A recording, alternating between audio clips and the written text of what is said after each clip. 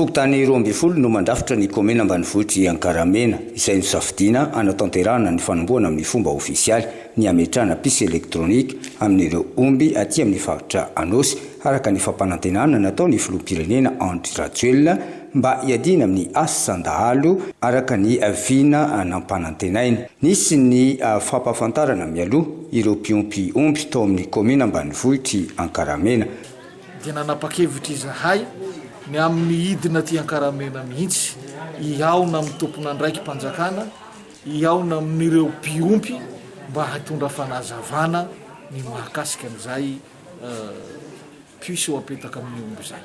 Tapa-kevitra tanteraka ny mpiompy ato amin'ny komuna ny Ankaramena fa dia hitondra ny omby ny ary hanao an'izay fanatanterahana an'izay fametahana piso amin'ny omby aty amin'ny komuna ny Ankaramena izay. Niarady tamin'ny alehiben'ny faritra Anosy vonjomaika ny taliparitry ny fambolena, ny fiompiana ary ny jono sy ny teknisianina mpiara-miasa aminy taoriny ny fanentanana sy ny fanontaniana raha ambariny dia resy lahatra avokoa ireo mpiompy. Faly dia faly tokoa ny vahoaka ary resy lahatra raha vao natao hoe 50 ny isan'ny omby izay hatao hametrahana piso amin'ny zao alarobia ho avy izao dia nakabeazan'ny fokon'olona izay nivory dia nanantena fa ny omby ny Ankaramena manontolo no nentina tamin'ny alarobia dia fa kosa moa izay no isa noferana.